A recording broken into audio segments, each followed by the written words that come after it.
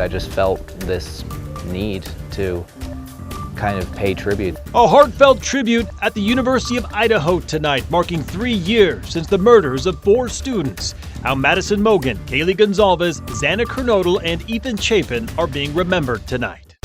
Plus, just hours earlier, an Idaho judge ruling the student's convicted killer, Bryan Kohberger, must pay more in restitution to the victims' families. We'll break down the order. More rain tonight, but we do have snow coming down in the mountains as temperatures stay mild.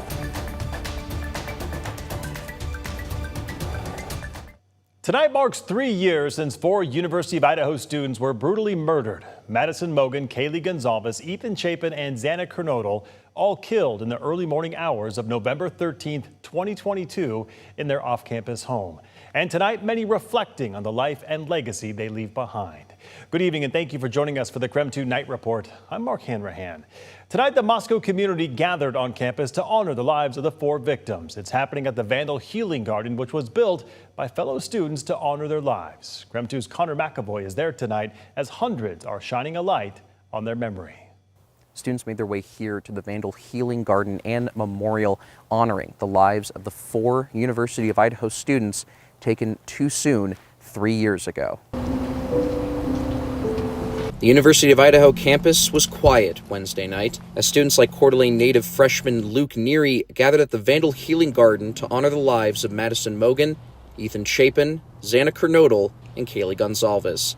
He says he couldn't believe the news when he first heard it. It definitely hit close to home for a lot of us, and it obviously was just a shock, seeing, this crazy thing happen when Moscow had nothing of the sort. Moscow's not a dangerous town. The 4 were murdered on November 13th, 2022.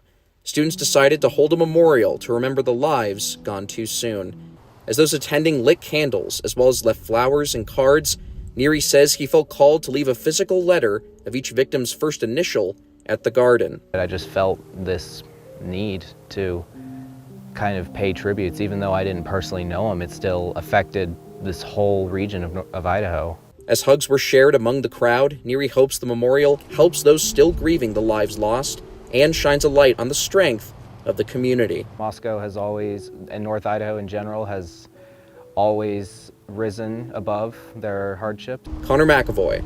I believe we have done that with this. KREM 2 News. And just hours before tonight's gathering, a judge approved a request by the state of Idaho for Bryan Kohberger to pay an additional restitution payment. Earlier this year, Kohberger was sentenced to 4 life sentences in prison for the murders. Kohberger now owes an additional $3,000. The money will go to the victims' families to reimburse them for travel expenses during the trial. Tonight, Spokane police are looking for a car they say is involved in a firework attack in downtown Spokane. The explosion so severe, 1 victim was flown to Harborview for their injuries. According to Spokane police, it happened Saturday night near 2nd and Wall Street. Police say this car on your screen pulled up near a group of people, lit a firework and threw it at them, severely injuring 1 person. Spokane police are asking tonight if anyone has information or knows anything about this vehicle to please call Crime Check. That number is right there at the bottom of your screen. New tonight, the Liberty Lake community is mourning the loss of former Mayor Shane Brickner. We are told he passed away over the weekend. Brickner was a former member of the Liberty Lake SWAT team and city council before serving as mayor in 2020. Brickner was 50 years old. And now to our night beat with a quick look at today's top stories. The parents of Luke Tyler, a WSU student who took his own life in 2023, are suing a telehealth company and his fraternity. They say a combination of negligently prescribed antidepressants and hazing led to a suicide. The suit states that Tyler was targeted by an ad from telehealth company Hims and Hers. The suit goes on to say the company prescribed him more than 90 days of antidepressants without ever physically speaking to him. They argue it's against state law, and those pills ultimately led to Tyler's death. Coming up in 5 minutes, find out why his fraternity is also targeted in the lawsuit. Cold case coming to an end this week. Investigators say they've identified the suspected murderer of Margaret Anselmo. In January of 1997, Margaret's body was found in an alley near the 700 block of East Pacific Avenue in downtown Spokane. The Spokane Police Department says she was beaten and sexually assaulted. Sergeant Zach Storman with SPD says thanks to the help of forensic genetic genealogy, DNA collected from the scene helped identify Bryan Anderson as the main suspect.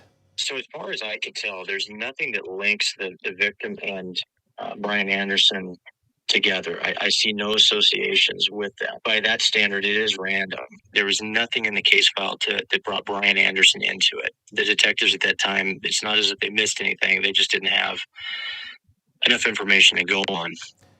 SPD says Bryan Anderson is now dead, but he had an unremarkable criminal history besides a felony drug arrest in the early 2000s. After this murder was committed, Anderson's family worked with SPD to confirm the DNA match. The Douglas County Sheriff's Office has arrested a 16-year-old boy accused of homicide near Arando. First responders found a man with severe gunshot wounds slumped over in a car along Highway 97 yesterday. The Sheriff's Office says it isn't releasing any more information about the victim right now, but if you have any information on what happened, you're asked to reach out to Rivercom Dispatch at that number right there on your screen. And that'll do it for your Night Beat. For more information on any of these stories, just head to our website. That's KREM.com. All right, let's talk weather on this Thursday evening with Chief Meteorologist Jeremy Legoo. Jeremy, an interesting day weather-wise, actually quite warm tonight. Yeah, I'm not even out here in a coat. It is quite balmy, and we are still sitting at 50 degrees. That comes thanks to all of the rain and a big push of moisture out of the south. So that southerly push is what is keeping us so warm. Rain is not done and continues to fall tonight. By tomorrow morning, though, we should find ourselves sandwiched between two bands of it, one off to the north, one down to the south. By the way, it is raining on me out here on the back patio. I just forgot the umbrella.